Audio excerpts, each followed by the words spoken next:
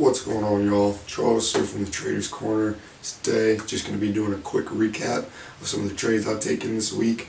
A quick, brief rundown of why I took them and how they turned out. So yeah, let's get right into it. I hope you enjoy the video. I hope you enjoy the content that we've been putting out so far.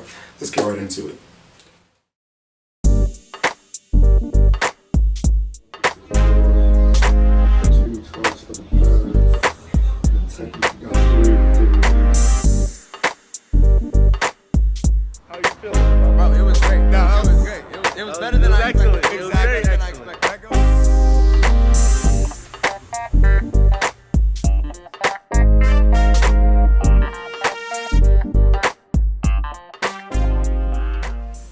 So, as I said before, doing a quick recap about, the trades I've taken this week.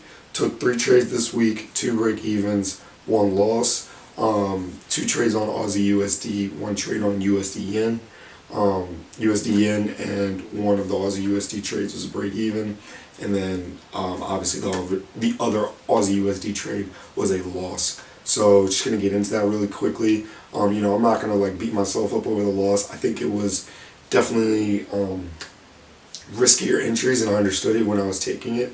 It was definitely still part of my plan and things that I've tested, but it was something that I understood there's a good possibility that it doesn't work out just as, there always is. But as I'm saying, you have different grades when it comes to trades and how you feel one trade is more probable than another. So this is definitely on the lower probability side. But again, I understood that going into the trade. So just going to get right into it, get into the, the analysis of why I took the trades and, how they ended up turning out. And then possibly a little bit about what I might be looking for going into next week. So let's get into it. All right, Joel. So as I mentioned in the beginning, we're going to be doing a quick trade recap about the 3 trades I took this week. Again, these were definitely more valid entries, and as I've watched more content and stuff like that, and just learned more, I've learned why things I could have done differently. Specifically with this entry right here, this first Aussie USD trade, I definitely could have done some things differently. Overall, it wasn't a terrible setup, and it definitely fit my plan. But I could have waited for a better setup, is what I'm trying to say. And not saying wait like hesitation wait, but more so, waiting for the right opportunity, not constantly trying to have your foot on the gas in the market, and understanding when it's time to take a step back and let the market show you what it's trying to do. And then other times when it's time to, get onto some, get onto a pair, or really get on the ball with the pair, and then really hone in on something and really be focused on those opportunities, right? This was one of those cases where I could have waited just a little bit longer. But hindsight's 2020. Obviously, obviously I say that now that I took a break even. If I would have said, who knows if I would really be saying that if I would have taken a win, right? So, it's definitely something to consider. But again, like I said, I learned new things that will teach me why, I should have probably waited just a little bit longer. But just to get into why I took it already, because I took it, we're just going to go into the daily. And then on the daily, we can see this large pattern right here, this larger descending pattern where we have 1, 2, 1, basically, fix that, sorry. And then basically 1, 2, right? And so this is the pattern that we're seeing right now on the weekly, and then also the daily. And then also on the daily, if you just zoom in a little bit, you can see the beginning, you can see this ascending pattern here, right? It's a bit steeper. It doesn't really make a lot of sense right now looking at it on the daily, but it's when you go down to the lower time frames where it makes a little bit more sense. But regardless, this is a bit of, kind of a no man's land, being in the middle of this pattern, although it is at the double top of this pattern, which is definitely more of the, I would guess you would say, riskier entries that I take per my plan and per the things that I tested, taking double tops or double bottoms within larger structures, not double tops or double bottoms of smaller patterns. So when I say a smaller pattern, I mean a pattern on the 1 hour, especially. So, not taking double tops in no man's land of those types of patterns, but, if it's just in the middle of structure, but if it's in the double top, if it's at a double top or double bottom of a larger structure, it's a valid entry for me to look at. So, that's why I was looking at this opportunity specifically. So let's just get into the 4 hour. And so again, as you look at the 4 hour, it really just makes a lot more sense. Like I was saying, the ascending channel. So you can see that we come up and it's corrective, even this was probably, so like if you take this back, even this was probably a bit of a rising wedge type pattern where you would have, this the trend line. I'll just draw it in right now. Basically what I'm saying is, that's not where I wanted to draw the trend line. Before all of this, you probably would have had something in like that, right? Where if you don't, disregard this line, probably something, ugly like that. And at that point, you're waiting to see, okay, what is this going to become? What is this going to turn into? And so then we started moving out in the form of a descending instead of breaking that ascending or rising wedge type pattern that I was just showing you in the form of an impulsive move. We got more of a descending move. And this would,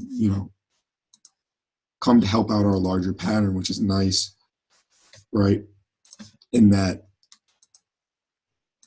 this double top that I looked at was at the completion of this, middle section type, middle of the pattern type, correction that I'm seeing right now in the middle of the ascending pattern, right? So it's like kind of a pattern in a pattern, which is always good to see. And then you saw a completion of this pattern, at the double top, at a larger double top of this, larger structure. That's great to see as well. But then we go down to the 60. And at this point, we're moving out. And then, here's where I was started to eye it up, really, and really start to see that there could be possibly opportunities coming in on the Aussie or the Kiwi. And it was really like, if you trade both the Aussie and the Kiwi like I do right now, you realize that like they really, for the most part, move the same. Like the structure is a little bit like different here or there, but for the most part, they move the same. So at this point, I was thinking it was really just a matter of like which one would be ready first. And it turned out to be the Aussie. But just getting into why I think I could have done this a little bit better. As you see, we come up kind of strongly, although we, begin to, lose our momentum around here, around this area. We do overall come up rather strongly, right? And so for me to take a risk entry like I took right here, this is where I entered. For me to take this type of entry, recently I learned it probably would have been better for me to wait for more of a, so again, if we imagine this is in here, probably would have been better for me to wait for more of a, come out, completed pattern.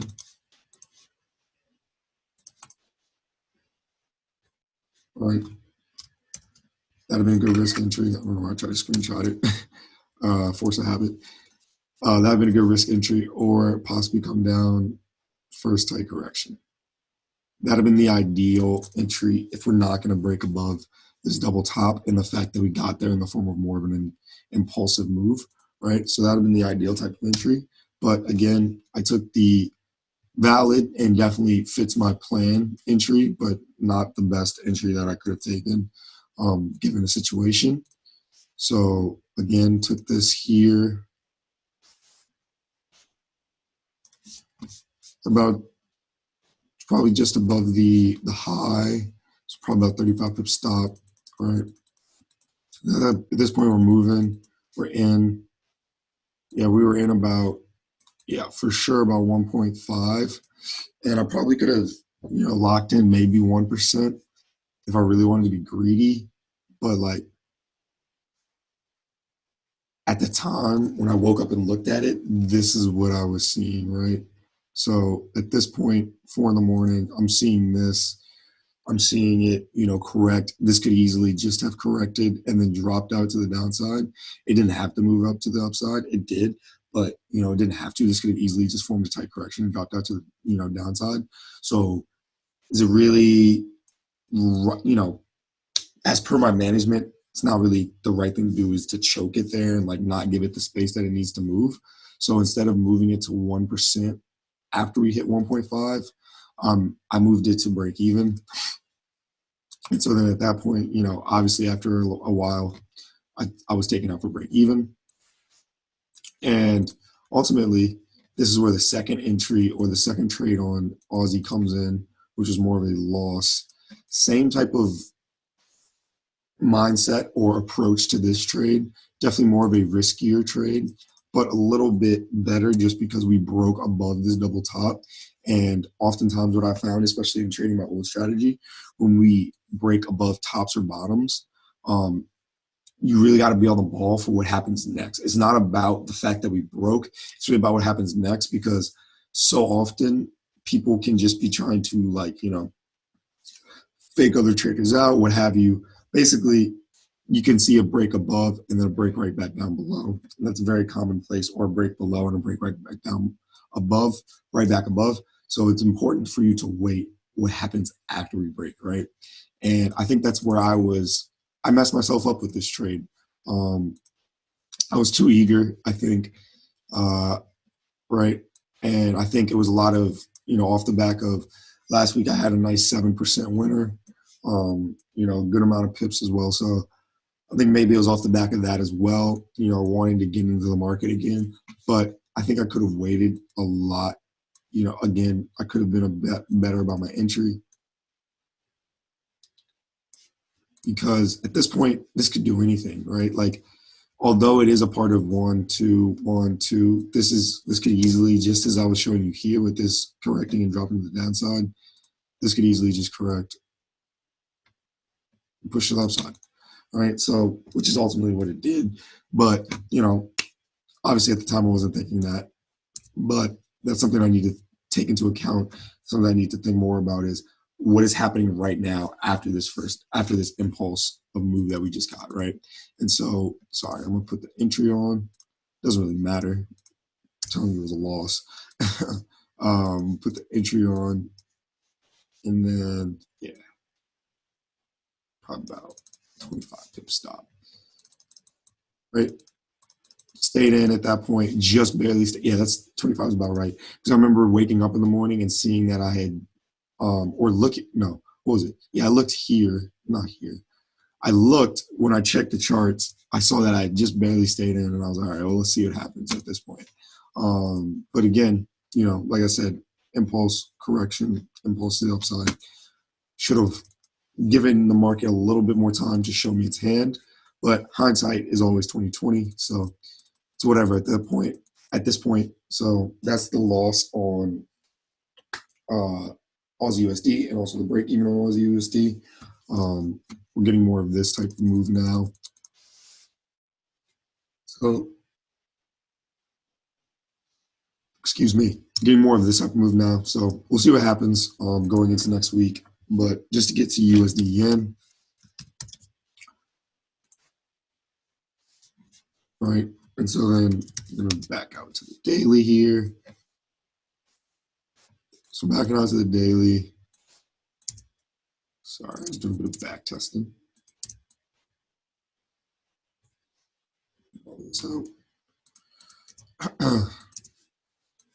So again, backing out to the daily, you can see this type of pattern here.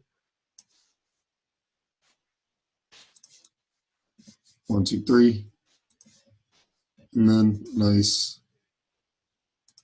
1, 2, right? And so at this point, we could come to the downside. But again, kind of like Aussie, kind of in no man's land. And so again, I kind of rushed my entry on USD yen. But again, as I keep saying, hindsight is 20/20. So let's get right into it. So looking at it now, you can see that we have more of this type of pattern. And at the time, I took it on April 6th.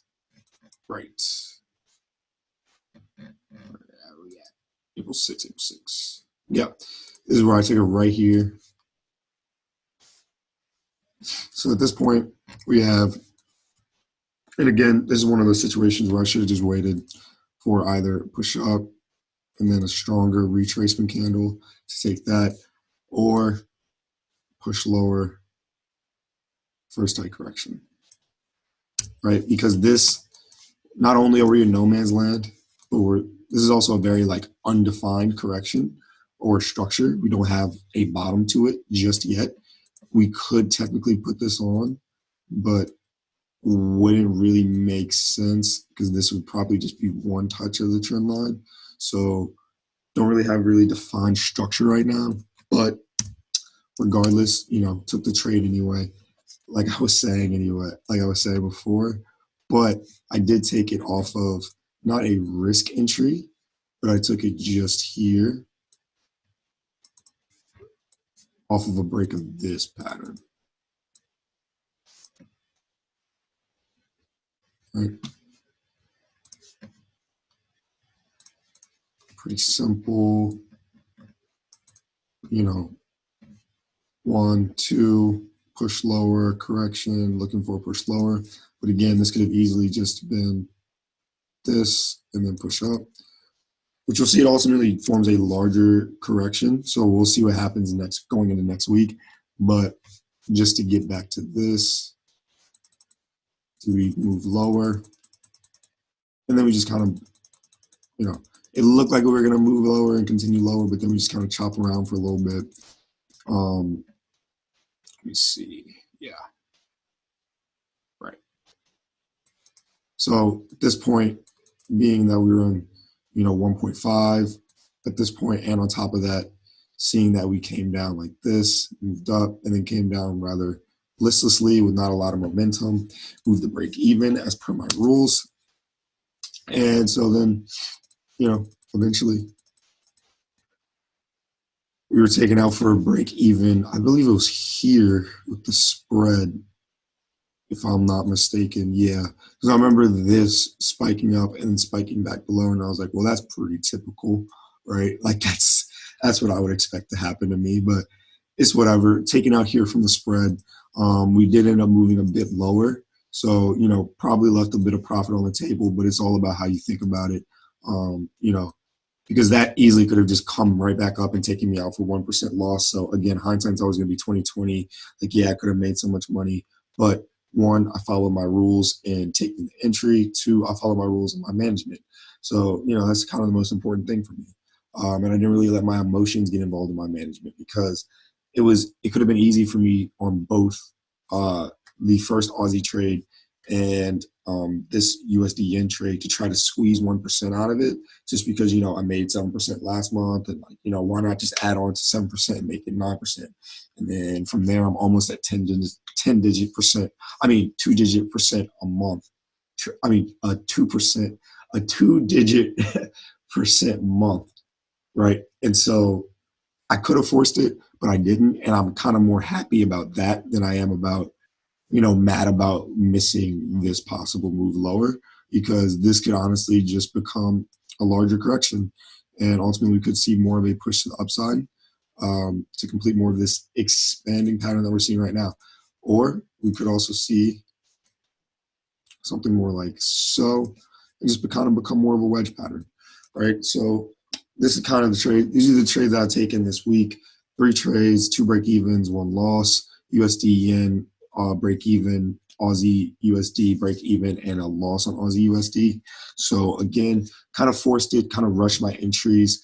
They were definitely like part of my plan, but this is going to be something that I'm going to be testing more as part of my plan going forward, and making sure that it's something I want in my plan going forward.